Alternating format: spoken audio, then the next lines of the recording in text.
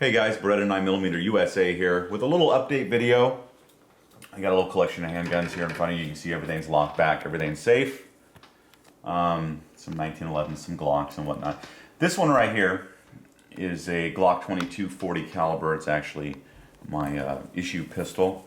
We've had for about 7, maybe going on 8 years, so it's got some a lot of rounds down range on it.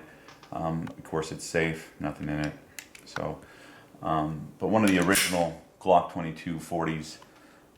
Third generation. Third generation, and this gun, just to give you a little history on it, at about the 16,500 round mark, one of these two major pins right here snapped in half. While you were qualifying? Yeah, I was actually at the range qualifying with my department, and the pin snapped in half.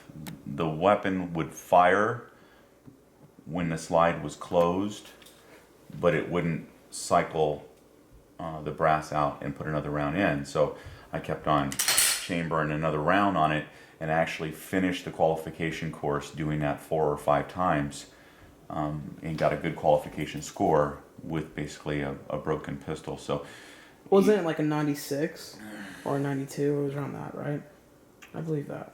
For what? The overall score. Well, yeah, it's probably in the 96, 97 range. That seems to be my average. But anyway, my point is that the pistol was actually broken and still would continue to fire, even though I manually had to chamber the next round for the last 4 or 5 rounds every time the pistol wasn't cycling. So a range master grabbed it, tore it apart. Glock armor. Yeah, Glock armor. Saw that the pin was severed in half. I don't remember if it was the top pin or the bottom pin, but it was actually broken in half. It took him less than 5 minutes to put a new plastic pin in it, and away we went again. So since then it's had a little over 1,000 rounds put through it and no other issues or problems with it. So just kind of a little shout out for Glock and saying, hey, yeah, you make almost an indestructible pistol, and even when they do break, sometimes you can still use them and get the job done. What kind of sights do you have on it? This is the old Trigicons, and they're not as bright as they once were when they were new. But you know, somewhere in the 7 or 8 year mark is where they are for the sights too, and they continue to go along okay. This pistol is being phased out with my department, and they are going to go with the Glock 4th Gen Glock 17 or Glock 4th Gen Glock 21 in 45.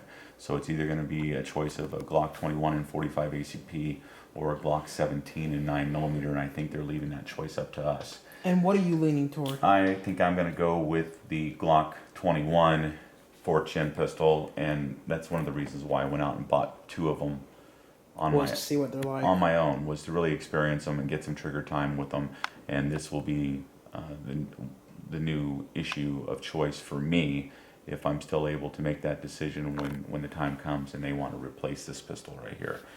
This Glock 21's all tricked out with the Lone Wolf barrel and the symbol on the back and the stainless steel guide rod. This is just a personal gun for me. Right now I just take it out and shoot it for fun because I wanted to get a little experience with the Glock 21 and see, and so far it's been just outstanding. So that was just a side note. But the old Glock 40, Glock 22 is still chugging right along, and I don't anticipate any problems with it until sometime in 2014 when I have to hand this one in and pick up my new Glock.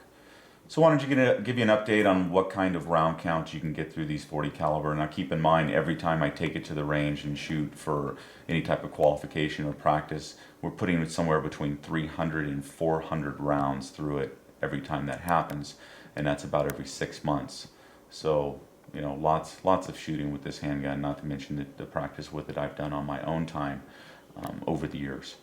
So anyway, thanks for watching the video. Wanted to give you a little update on one of my old Glocks. Remember, your Second Amendment is worth protecting.